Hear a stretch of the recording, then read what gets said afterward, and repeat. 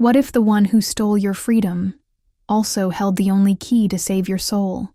In a kingdom where shadows can be stolen and wielded like weapons, a captured princess is dragged into the heart of her enemy's court and forced to kneel before the prince she believes destroyed her home.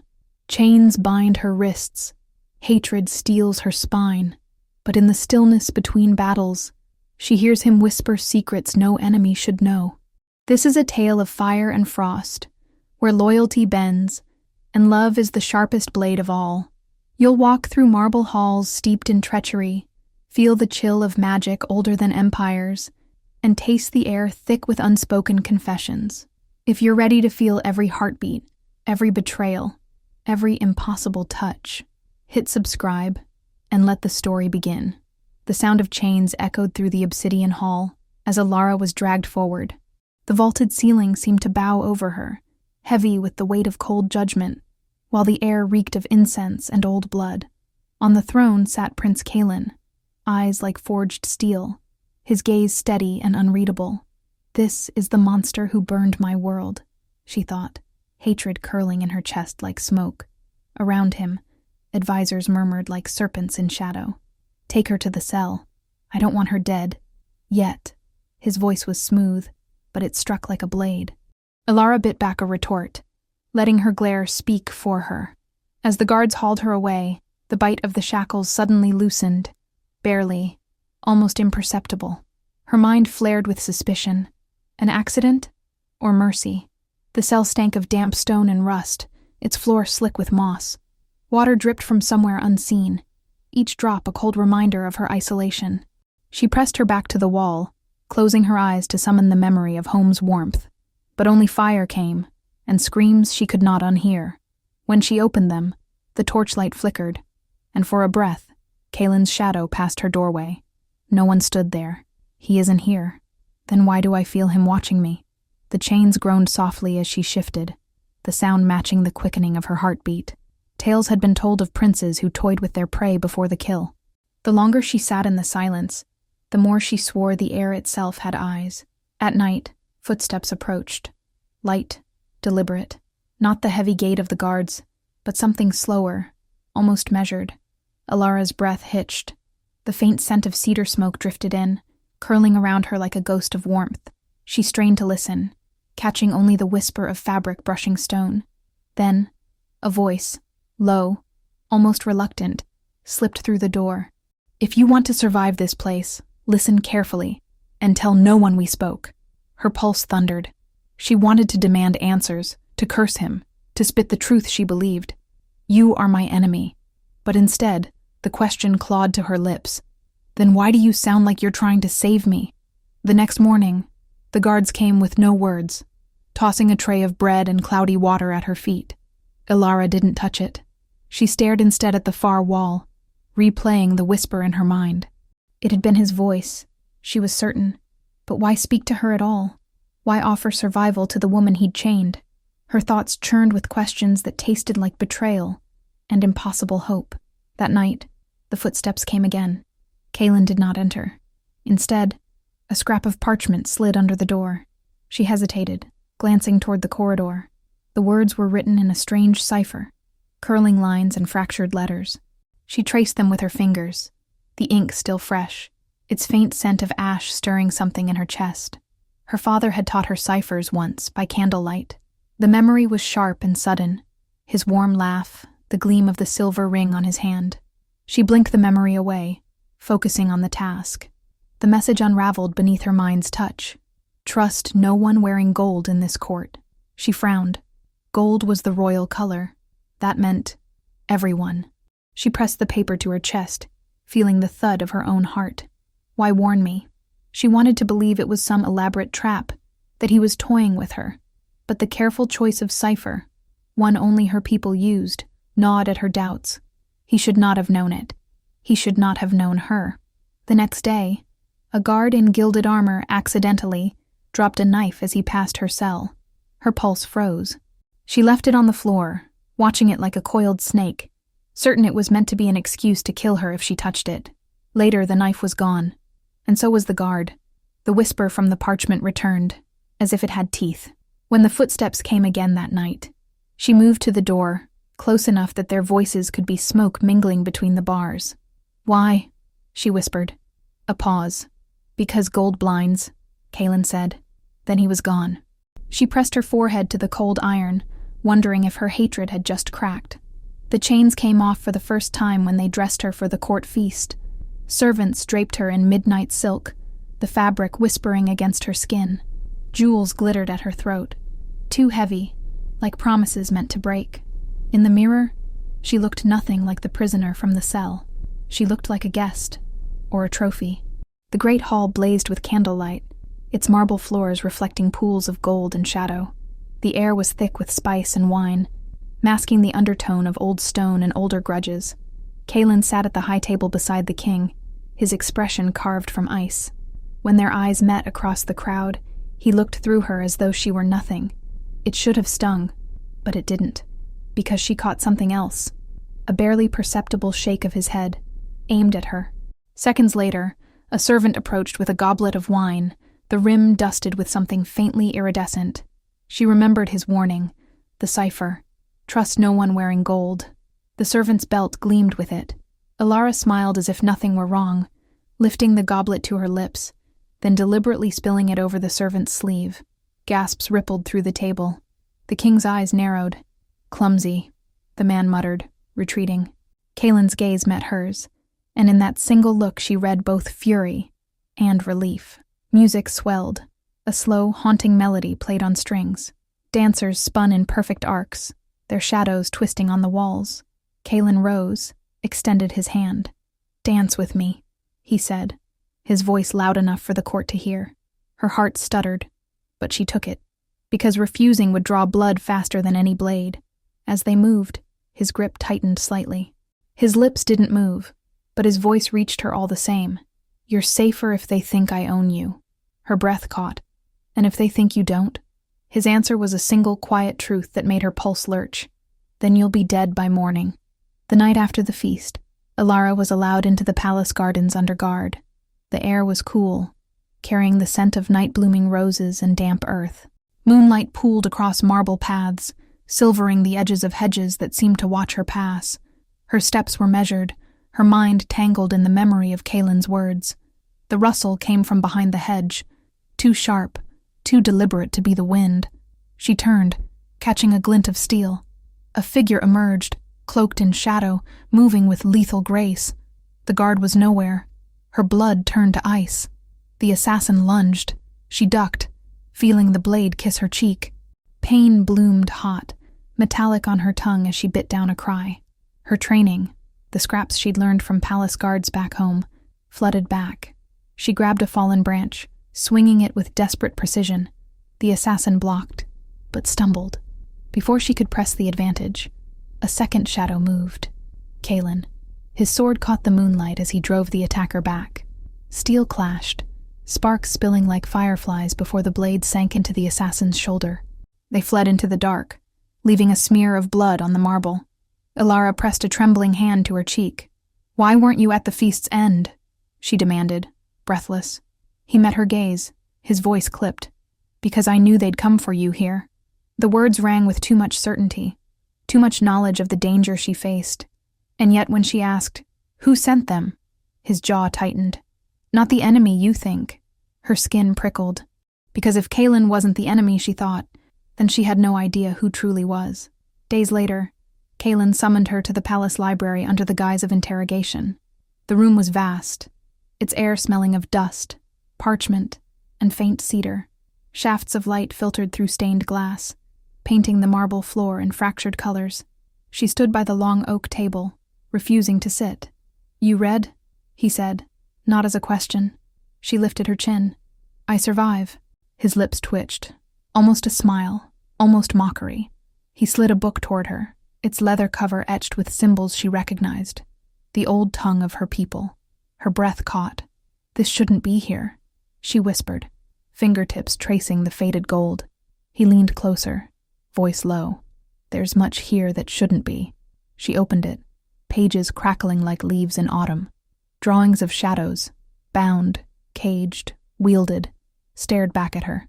And there, in a margin, a sketch that looked exactly like her. Her chest tightened. "How long have you—" "Since before the war," he cut in. His gaze was steady, but something in it felt like confession. "You think I took your shadow?" he said. "But I didn't. I tried to stop it." The certainty in his voice struck harder than any chain. She wanted to demand proof, to spit her disbelief in his face. But her mind replayed every warning, every moment he'd stepped between her and danger. She looked at him, truly looked, and saw no victory in his eyes, only something that might have been regret. When she left the library, the question followed her like a second shadow. If he didn't take it, then who did? And worse, why has he been keeping me alive? They brought her back to the cell that night, but something had changed. The air felt heavier, not with dread, but with the weight of unspoken things. She sat in the corner, replaying Kalen's words in the library, his eyes when he said he hadn't taken her shadow. Shadows couldn't lie, could they? Outside, rain tapped the stone like restless fingers, seeping into her bones. The next morning, she awoke to find a small loaf of fresh bread in place of the stale rations she'd been given for weeks. No guard in sight, no explanation. She tore it apart cautiously, finding nothing hidden, except warmth still trapped in the crust. The smell of it hit her harder than she expected, dragging up memories of her mother's kitchen, of safety she hadn't known in years. When Kalen came that evening, he didn't speak right away. He stood by the bars, studying her as though measuring what she'd decided about him. "If I let you out, will you run?" he asked at last. "If you don't trust me, you'd be a fool to open the door," she shot back. His mouth curved, not in amusement, but in something like acknowledgement. He unlocked the cell. The click was shockingly loud in the stillness. Her pulse thundered. "Walk with me," he said, his tone leaving no room for refusal. She followed, her bare feet cold against the marble floors, their footsteps echoing through the quiet corridors. The palace felt different at night, less a fortress, more a maze of secrets. They stopped before a high archway. Beyond it stretched a balcony overlooking the sleeping city, silver under the moonlight. "Do you see them?" Kalen asked. Far below, lights flickered where patrols moved, but there were also darker shapes, slipping between alleys. Rebels, her people. He pointed to a hidden gate in the wall. "That's how I've been feeding them." She turned to him sharply. "Why tell me this?" His answer was simple, almost weary. "Because if I die tomorrow, someone has to know." And in that moment, she realized he was as trapped as she was. Only his chains were made of blood and crown. The next day, the court gathered in the throne room, its walls lined with banners of black and gold. The king sat draped in furs, his crown heavy with jewels, eyes sharp as knives. Kalen stood at his side, once again the cold, unreadable prince. The mask was flawless, so flawless it made her wonder if she'd imagined the man from last night. Her name was called. She stepped forward under the eyes of nobles and guards, the marble floor cold beneath her slippers. A clerk read false accusations: espionage, treachery, poisoning. Each word felt like a noose tightening. The king's gaze burned into her, searching for fear. She gave him none. Kalen's voice cut through the chamber. "This trial is a waste. If she wanted the king dead, she's had chances." A murmur swept the court. The king's expression didn't change, but his fingers tightened on the armrest. "And yet she's here," he said, "which means she's too clever for her own good." Elara felt the air change, thicker, charged. Every eye in the room turned to her. She met Kalen's gaze briefly, just long enough to catch the shadow of something unspoken. "Don't speak." Against instinct, she obeyed, staying silent while the king ordered her confinement, until the war is done.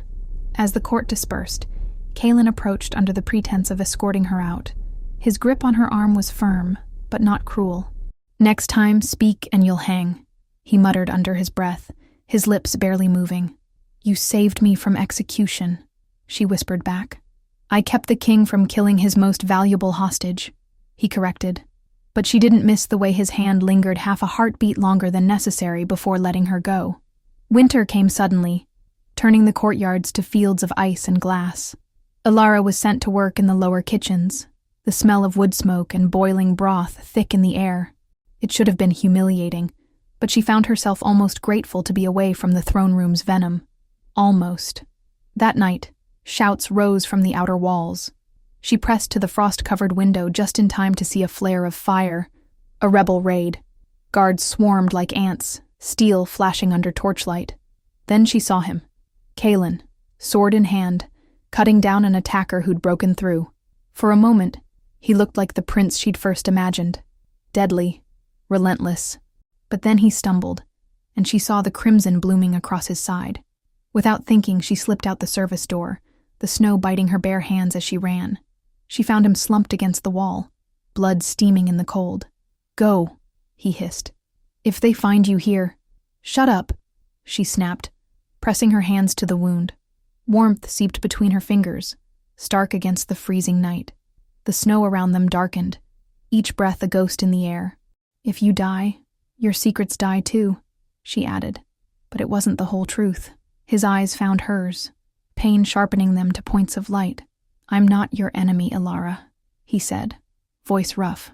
She didn't answer, not with words, but she stayed until help came, ignoring the guards' glares as they carried him inside. And for the first time, she realized she didn't want to imagine this place without him. Kaelin didn't return to her cell for days. The absence gnawed at her, not just with worry, but with a strange, restless ache she hated herself for feeling. When he finally appeared, he looked paler, moving stiffly. Still, there was that same sharp focus in his eyes. "I need your help," he said without preamble. The words shocked her into silence. He stepped inside the cell, something he'd never done before, and closed the door behind him. "There's a shipment leaving at dawn," he explained. "It's medicine for the front, but half of it will never get there.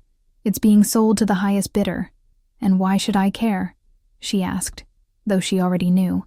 He studied her, then said quietly, "Because the highest bidder is the same man who took your shadow." The air seemed to vanish. Her pulse hammered in her ears. "Name him." But he shook his head. "Not yet. I need proof first." They spoke in low voices until the torches burned low. He told her the route, the guard rotations, every detail as though she were a trusted ally. She told herself it was because he needed her, nothing more. But when he handed her a dagger, the hilt warm from his palm, her fingers lingered too long. "Help me stop this," he said, "and I'll help you take back what's yours." She didn't agree, but she didn't refuse either. And that night, lying awake, she traced the weight of the dagger at her side like it was a promise she didn't yet understand.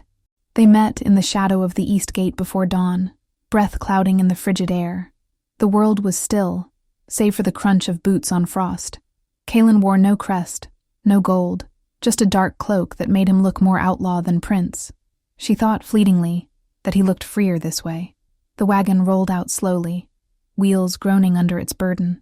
They followed at a distance, slipping from shadow to shadow along the outer wall.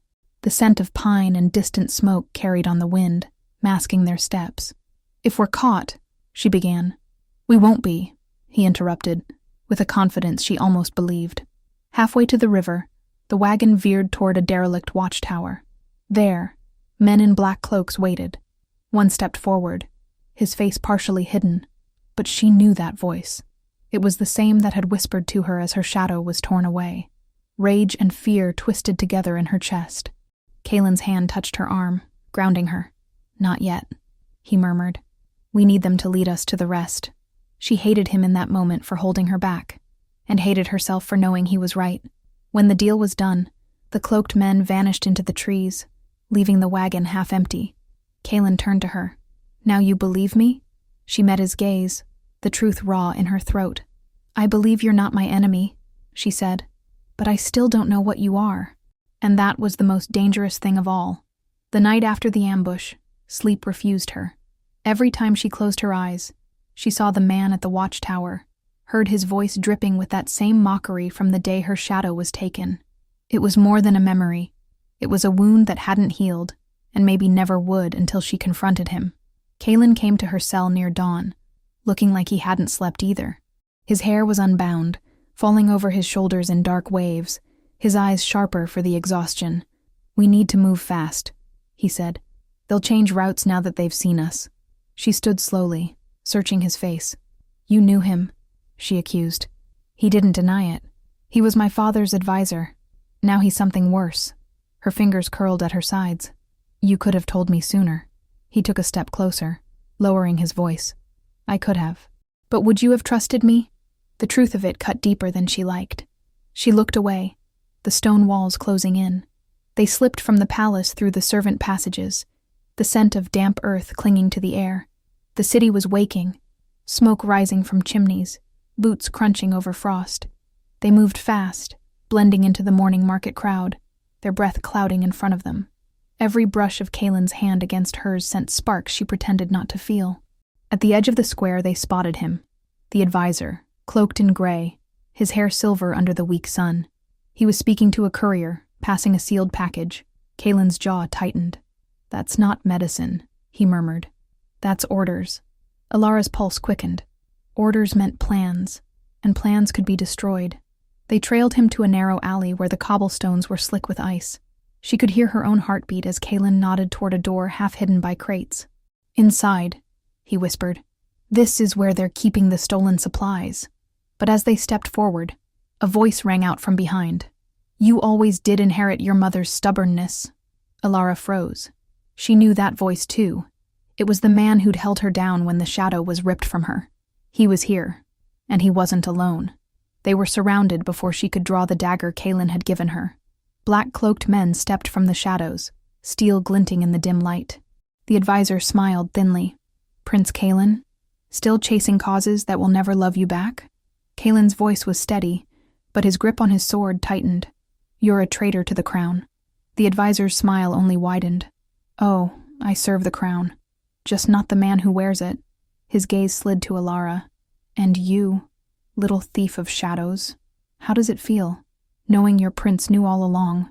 The words hit like a blade. She turned to Kaelin sharply. "What is he talking about?" But the advisor answered for him. "Your prince's father ordered the theft of your shadow. It was payment for your people's surrender." Kaelin stepped forward, his face pale, his voice breaking.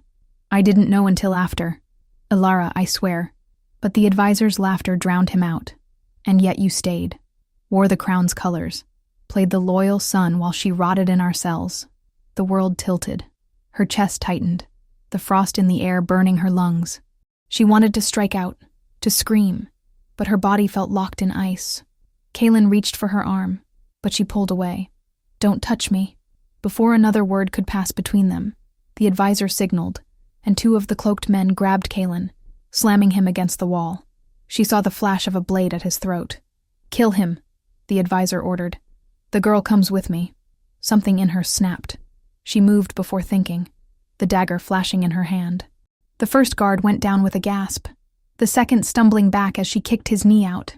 "Run!" she shouted to Kaelin, but his eyes were locked on hers, full of something fierce and desperate. They ran together, the advisor's voice echoing after them like a curse. "You can't outrun a shadow that isn't yours." They didn't stop running until the shouts faded behind them. The palace loomed in the distance, but the city between them was alive with unrest. Rebels clashed with guards in the streets, flames licking at the edges of the market stalls. The air smelled of smoke and metal, and the cold bit harder with every breath.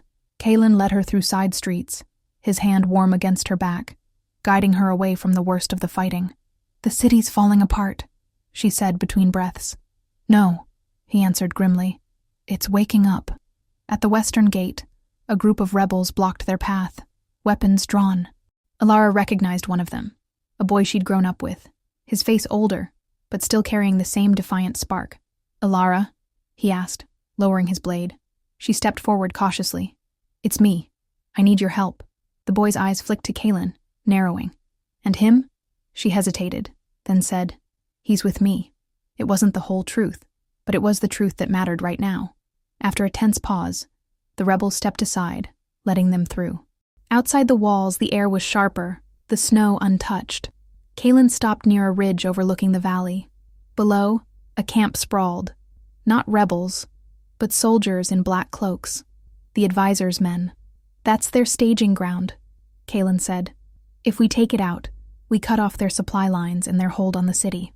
Elara stared at the campfires below, the shadows moving between them. "And if we fail?" Kaelin's gaze was unwavering. "Then we die together." She didn't answer right away, but when she did, her voice was steady. "Then let's make it worth dying for." They attacked before dawn, the world still caught in that strange, fragile silence before the first light. Snow muffled their steps as they crept down toward the camp, the scent of burning pine carried on the wind. Kaelin moved like a shadow, every movement precise. Elara's heart pounded, each beat a countdown. They slipped past the first sentry, taking him down silently. The second wasn't so easy. His shout shattered the quiet, and suddenly steel clashed on all sides. Kaelin fought like a storm, his blade an arc of silver in the dim light. Elara stayed close, the dagger an extension of her hand, every strike fueled by the memory of her stolen shadow. In the chaos, she spotted the advisor near the largest tent, shouting orders. Their eyes met, and his smile was the same as that night years ago, cruel, certain. She broke away from Kaelin, pushing through the melee until she stood before him. "So the little thief wants her shadow back," he sneered. She lunged, but he caught her wrist, twisting it until pain shot up her arm. "You think it's something you can just take?" he hissed. "It's part of me now." His other hand pressed to her chest, and for a moment she felt it, that cold, empty place where her shadow should be. Kaelin's roar split the air as he slammed into the advisor, knocking him back. The three of them tumbled into the snow, weapons clashing. The world narrowed to breath, blood, and the will to survive. And then, in one perfect moment of clarity, she drove her dagger into the advisor's heart. His eyes widened, his grip loosening. A strange warmth rushed through her, and she knew her shadow was hers again. The battle ended with the advisor's death. His men scattered, the camp burning behind them. Kaelin stood beside her, blood on his cheek, the rising sun painting the snow gold. For a moment, the world felt suspended between what had been and what could be. They returned to the city as heroes to some, traitors to others. The king's fury was as cold as the winter air, but Kaelin didn't flinch. "Your advisor was selling our kingdom piece by piece," he said, his voice carrying across the throne room. "You did nothing to stop him."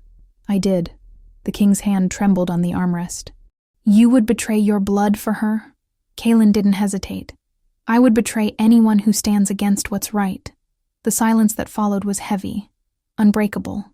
In the days that followed, the city began to heal. Fires were put out, walls rebuilt. Elara walked the streets without chains for the first time in years. Yet at night, she found herself on the palace balcony, looking out over the lights, the wind tugging at her hair. Kaelin found her there one evening. "You have your shadow back," he said softly. She nodded. "And you're still a prince." His smile was small but real. "For now." She turned to face him fully. "You were never my enemy," she said. "No," he agreed, stepping closer. "But I was never safe either." And then he kissed her. Not as a prince, not as a savior, but as a man who had fought beside her in the snow and the fire. The city would remember them as rebels or heroes, depending on who told the tale. But for Elara, it was simpler. They had survived, together.